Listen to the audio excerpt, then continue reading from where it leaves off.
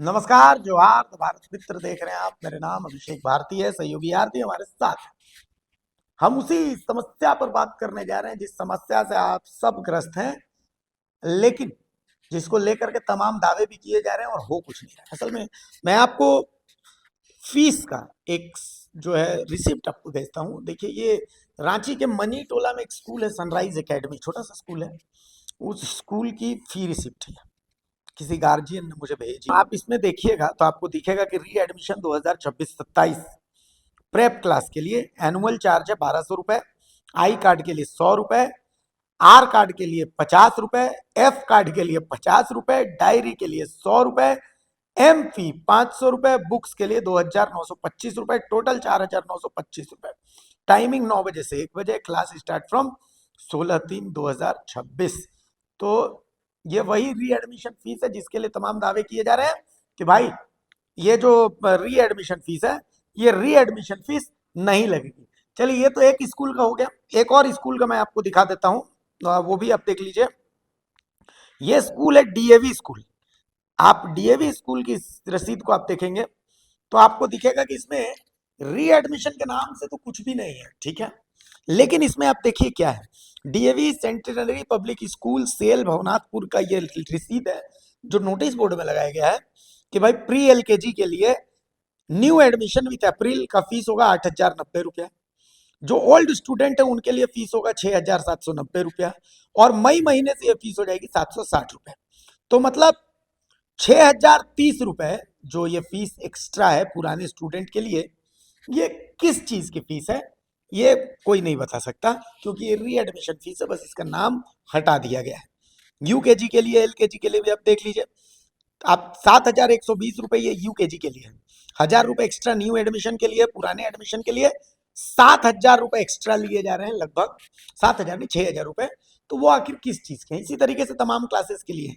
तो री एडमिशन का एक्चुअली नाम बदल दिया गया है, री एडमिशन का नाम बदल दिया गया है। अच्छा, एक और बहुत इंटरेस्टिंग तस्वीर है। ये तस्वीर हजारीबाग से है।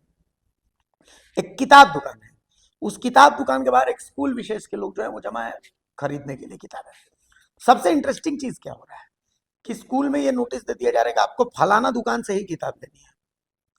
अब आपको उस फलाना दुकान से किताब लेनी है, तो किताब वाले क्या कर रहे हैं कि वो किताब दुकान के बगल में कोई एक हॉल वॉल बुक कर ले रहे हैं, कोई एक घर बुक कर ले रहे हैं, वहां पर वो फलाना टाइमिंग फलाना दिन आपको पहुंचना है, किताब खरीदनी है। और ये सब कुछ दिख रहा है, सब कुछ पब्लिक डोमेन में, जबकि ये निर्देश है कि भाई साहब आप ये नहीं, आपकी स्कूल का काम किताबें बेचना नहीं है, सुप्रीम कोर्ट ने कहा। और ये निर्देश है कि स्कूल आप दावा नहीं कर सकता कि आप किताबें यहीं से लीजिए। अब जहां निश्चित जगह, उस जगह से अगर आप किताब लेते हैं तो आपको जो किताब है उस किताब के ऊपर एक स्टिकर मार दिया जाता है। जो किताब 100 रुपए की है वो 250 रुपए में वहां बेची जाती है। मैक्सिमम रिटेल प्राइस जो सुप्रीम कोर्ट का गाइडलाइन है, उस गाइडलाइन को सीधे ठेंगा दिखा दिया जाता है। डीसी, सभी जिलों के डीसी बयान देने तक सीमित है कि भाई कोई री एडमिशन फीस नहीं लगे, जबकि उसका नाम बदल बदल कर वो वसूली हो रही है। क्या कहिएगा? हाँ, इस पर हमने जब पहले बार जब हमने चर्चा की थी तो हमने ये कहा था।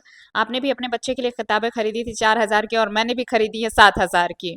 तो और आपने कहीं भी ऐसे ही जाके रैंडमली किसी दुकान में नहीं खरीदी होगी किताब। बाकायदा आपको ये बताया गया होगा कि इस दुकान में किताबें मिल रही हैं और आप वहां जाकर, क्योंकि ये अब स्कूल कर रहे हैं जो प्राइवेट स्कूल है।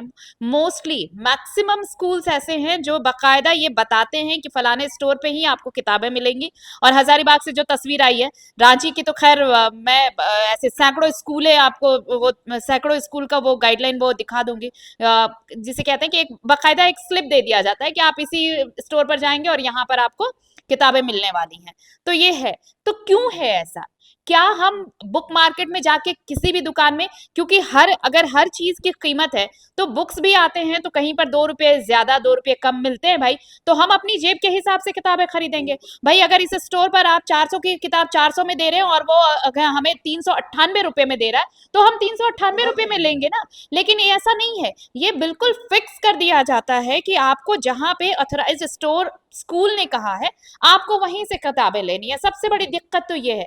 जो स्लिप हमने अभी आपको स्क्रीन पर दिखाया उसमें री एडमिशन का जिक्र नहीं है एक स्लिप में, लेकिन री एडमिशन के नाम पर बाकी कई और सरचार्जेस लगाए गए हैं। अब बताइए कि स्कूल का डेवलपमेंट, स्कूल की बिल्डिंग अगर बनानी है तो बिल्डिंग चार्ज पेरेंट्स भरे, ठीक है। स्कूल में अगर प्लेग्राउंड बनाना है तो उस प्लेग्राउंड को बनाने के लिए पेरेंट चार्ज भरे। स्कूल में कंप्यूटर यूज बच्चा कर रहा है उसके लिए पेरेंट भरे।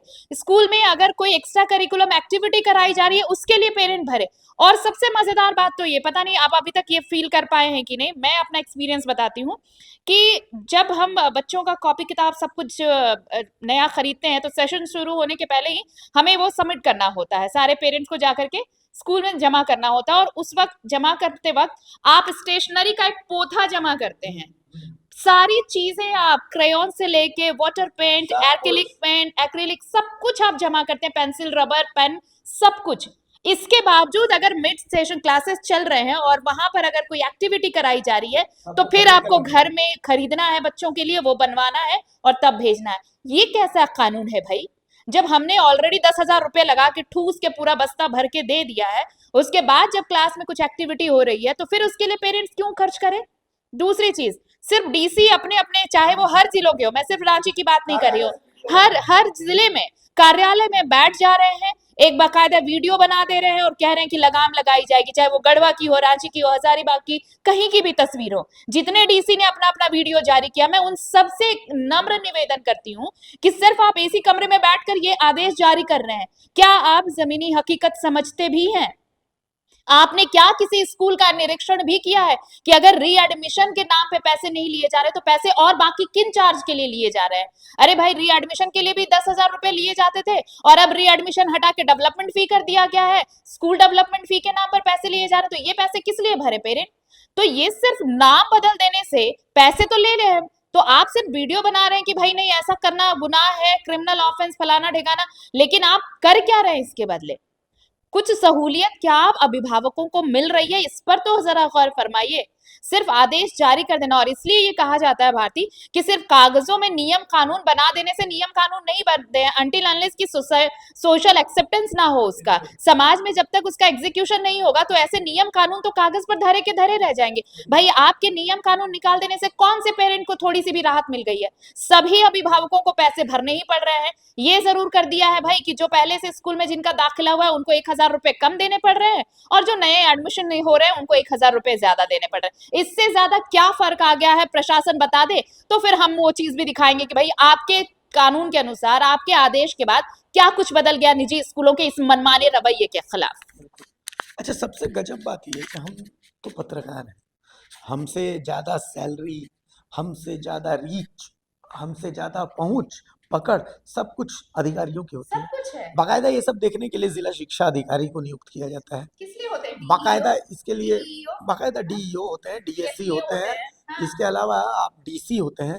अच्छा, सबसे गजब बात ये, आप आश्चर्य करेंगे कि इन सब चीजों को लेकर कोई माई लॉर्ड कभी भी स्वतः कभी संज्ञान नहीं ना, लेते। इस इन पर सब माई चीजों लॉर्ड को कोई लेकर संज्ञान कभी नहीं कभी लेता, संज्ञान कभी नहीं संज्ञान लेते। नहीं लेता है। इसको लेकर के भी तो संज्ञान लें कम से कम, इसको लेकर के कोई और संज्ञान नहीं। बाकी चीजों पर मैं बस एक चीज कहना चाहती हूँ, आप घर की चारदीवारी में रिलेशंस कैसे ये होंगे इस पर माई लॉर्ड का संज्ञान आता है, लेकिन शिक्षा जो कहते हैं राइट टू एजुकेशन, ये राइट है, अधिकार है, ये उस पर आप कभी संज्ञान क्यों नहीं लेते? क्यों ऐसे स्कूलों पर डंडा नहीं चलता भाई कि आप पैसे किस लिए ले रहे हैं? सिर्फ आप अपनी जेब भरने के लिए कि आपकी एक बिल्डिंग, और आप ये मतलब ये गजब का सिस्टम है भाई। ये बिजनेस कितना फ्लोरिस्ट है आप ये सोचिए। मुझे आपकी बिजनेस से बिल्कुल परवाह नहीं है, आप दिन दुनी रात चौगनी तरक्की करें, लेकिन उनकी जेब काट कर, जिनके घर में 2 वक्त का खाना सही से नहीं हो पाता है, लेकिन वो चाहते हैं कि उनके बच्चे अच्छे स्कूल में पढ़ें। और ये सबसे बड़ा लूप होल जो है भारती, ये सिर्फ और सिर्फ सरकार का है। अगर सरकारी सिस्टम सही होता, सरकारी स्कूलों में अगर अच्छी पढ़ाई होती, तो क्या निजी स्कूलों का मनमाना रवैया चल पाता? क्या सरकारी स्कूलों में किस चीज की कमी है? सारा सिस्टम सरकार का। टीचर ज्यादा qualified हाँ, टीचर ज्यादा क्वालिफाइड, सारा, सबसे बड़ी बात तो सिस्टम काम करता है ना, सारा सिस्टम आपके पास है, लेकिन सरकारी स्कूलों की दशा देखिए और वहां से बढ़ने वाले बच्चों की दिशा देखिए। इंटरेस्टिंग देखिए, हमारे बिहार, झारखंड, उत्तर प्रदेश जैसे राज्यों में बच्चा पैदा होता है तो कहते हैं ना कि कलेक्टर बनी है, कलेक्टर बनेगा, कलेक्टर बनेगा, और कलेक्टर सबसे ज्यादा सरकारी स्कूलों के बच्चे बन रहे बिल्कुल। हैं। सरकारी हाँ, स्कूलों के बच्चे बन रहे हैं। मैं आपको बताऊं आरती, मेरे पास 2-3 पैरवी है कि मेरे बच्चे का डीपीएस में एडमिशन करवा दीजिए या मेरे बच्चे का सेंट जेवियर्स में एडमिशन करवा दीजिए। हम्म, तो मैंने ठीक है, मैंने बोला कि ठीक है मैं पता करता हूँ, तो मेरी उतनी पकड़ है नहीं, मैं फैक्ट बताऊंगा, इन स्कूलों में पकड़ है नहीं। तो खैर मैंने उनसे पूछा कि ऐसा क्या है कि मतलब आपको लगता है कि स्कूल में बच्चा पढ़ेंगे तो ऐसा हो जाएगा। तो नहीं, एक स्टेटस सिंबल कि मेरा बच्चा मतलब डीपीएस में, मेरा बच्चा जो है सेंट जेवियर्स में। जबकि आपको मैं बताऊं, कुछ भी आउट ऑफ द बॉक्स नहीं है, कुछ भी आउट ऑफ द बॉक्स नहीं, सिर्फ आपका दोहन करने की व्यवस्था है, सिर्फ आपका दोहन करने की व्यवस्था है। जिन बच्चों को मैं आपको मैं मतलब बहुत सिंपल आपको मैं बताऊं, सरकारी स्कूल के टीचर अगर ईमानदारी से पढ़ाएं, उनसे बेहतर कोई प्राइवेट स्कूल का टीचर नहीं पढ़ा सकता। आप 11th में 12th में इतने महंगे पैसे लगा करके महंगे महंगे स्कूलों में बच्चों को भेजते हैं, टॉप रैंकर्स को लेते हैं, जैसे कुछ महंगे स्कूल है सिर्फ टॉप रैंकर्स को लेते हैं, हाई परसेंटेज वाले को, और फिर उनको टॉपर बनाते हैं। वो तो ऑलरेडी टॉपर है, आप क्या बना रहे हैं? आप नीचे वालों को बनाए तब तो हम माने। आप उनको ट्यूशन क्लास में आप पढ़ा रहे हैं और उसके बाद उनको ट्यूशन करने पर मजबूर कर रहे हैं, उसी से आप क्लास में भी पढ़ रहे हैं और उसी टीचर से फिर आप ट्यूशन करने में, ट्यूशन में वो क्या अलग पढ़ा रहा है भाई?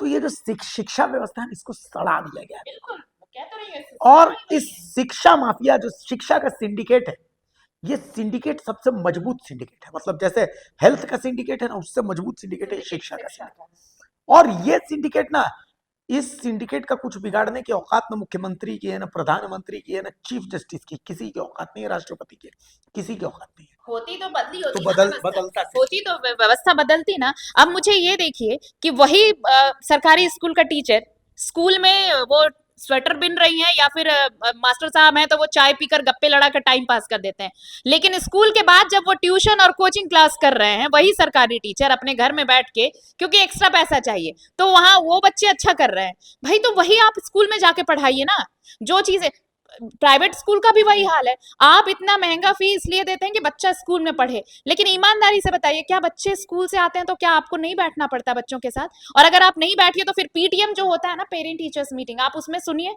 कि आपने घर में ध्यान नहीं दिया बच्चों पर, आपने ये नहीं किया। भाई तो हम आपको पैसे क्यों दे रहे हैं? आपको इसलिए तो पैसे देने कि आप हमारे बच्चों पर ध्यान दीजिए। अगर ध्यान देना ही रहता तो फिर हम सरकारी स्कूल में डालते ना भाई, कि वहां पर आते हैं मास्टर साहब चाय पी के बातचीत करके पान गुटखा खा के टाइम पास करते हैं, मास्टरनी साहिबा आती हैं तो वो भाई स्वेटर बुन रही हैं, गप्पे लड़ा रही हैं, टाइम पास हो गया तो हम वहां पे ध्यान देंगे। लेकिन इतने पैसे खर्च हम इसलिए कर रहे हैं ना भाई कि आप ध्यान दीजिएगा, लेकिन उसके बावजूद भी क्या होता है, बच्चे स्कूल से आ रहे हैं तो महंगा ट्यूशन भी लगाइए, महंगा कोचिंग भी लगाइए, और उसके बावजूद आप भी नजर रखिए कि बच्चे ने कुछ पढ़ा है कि नहीं पढ़ा है, कुछ किया है कि नहीं। क्लास में बच्चा अगर मार्क्स नहीं ले पाया तो वो आपका फेलियर, वो टीचर का फेलियर नहीं है। टीचर बोले कि मैं तो वही 62 बच्चों को पढ़ा रही हूँ तो 63वां क्यों फेल हो गया? अरे भैया, तो वो 63 बच्चा होगा, 63वां में तो आपको फीस दे रहा है, तो उसकी जिम्मेदारी किसकी होगी? उसकी जिम्मेदारी, अगर माए बाप इतना जिम्मेदारी ले सकता है तो वो आपके पास पढ़ाने क्यों भेजता, वो सरकारी स्कूल में भेजता। तो ये जिम्मेदारी भी, कोई आंसरेबिलिटी भी नहीं है। तो कुल मिलाकर के शिक्षा माफिया बहुत मजबूत है। सबसे बड़ी बात है कि ये देखिए, ये पूरा सिस्टम जो है ना, ये शिक्षा का अधिकार ये सिर्फ कागजों पर है, राइट टू एजुकेशन। सबसे बड़ी चीज ये राइट टू एजुकेशन नहीं, ये सबसे बड़ा बिजनेस हो गया, राइट टू बिजनेस। और ये बिजनेस चल रहा है, धड़ल्ले से चल रहा है, जो जानता सबको ही है, समझता सबको ही है, लेकिन इस सिस्टम के खिलाफ सो कॉल्ड हमारा सिस्टम भी खड़ा नहीं हो पा रहा, क्योंकि ये इतना बड़ा नेक्सस है कि खुद सब इसमें मिले हुए हैं। तो अगर वो इसमें पड़ेंगे तो फिर उनके हिस्से का कैसे आएगा? तो ये कमीशन खोरी का धंधा ये जो चल पड़ा है, ये सिर्फ स्वास्थ्य व्यवस्था नहीं है, इससे ये जो शिक्षा व्यवस्था है ये भी पूरी तरह सड़ चुकी है। और इस व्यवस्था को अगर सुधारना है तो माय लॉर्ड, अब आखिरी उम्मीद आप बचे हैं। सबने तो करके देख लिया, बाकी सारी चीजों पर आप संज्ञान लेते हैं तो कम से कम इस मुद्दे पर भी संज्ञान लीजिए और जरा कोड़े लगाइए उनको भी कि क्यों ऐसे बर्बाद कर रहे हैं इस पूरे सिस्टम को, जो किसी का हक है। जैसे सांस लेना जरूरी है वैसे ही शिक्षा पाना भी सबके लिए उसका अधिकार है। तो ये अधिकार से वंचित यही निजी स्कूल वाले और इनका नेक्सस रख रहा है, तो थोड़ा ध्यान दीजिए। और जिसे आपने बोला ना राइट टू बिजनेस, वो राइट टू बिजनेस नहीं, वो राइट टू एक्सप्लॉइटेशन है। राइट टू एजुकेशन नहीं है, वो राइट टू एक्सप्लॉइटेशन है, पेरेंट्स का एक्सप्लॉइटेशन, सिस्टम का एक्सप्लॉइटेशन। और आप देखिए कि सिस्टम किस कदर कमजोर है, सिस्टम किस कदर कमजोर है और सिस्टम की आबरू कैसे लूटी जाती है, वो आप इन तस्वीरों से देख सकते हैं। बाकी आपके पास भी, आपसे भी रीएडमिशन अगर लिया जा रहा है, आपको भी फोर्स किया जा रहा है कि एक निश्चित दुकान से ही आप किताबें खरीदिए, तो आप, हाँ, तो आप हमारा जो फेसबुक पेज है उस पर हमारा नंबर है, भारत मित्र का नंबर है, आप वहां पर हमें व्हाट्सअप कर सकते हैं, तो हम अपनी चैनल में इसको जरूर जगह देंगे और बाकायदा स्कूल के नाम के साथ जगह देंगे, ताकि अब देखते हैं कि ये प्रशासन जो है ये क्या एक्शन ले पाता है, या फिर इन पर हमको सच में विश्वास नहीं करना है, ये देखना है। नमस्कार, जोहार।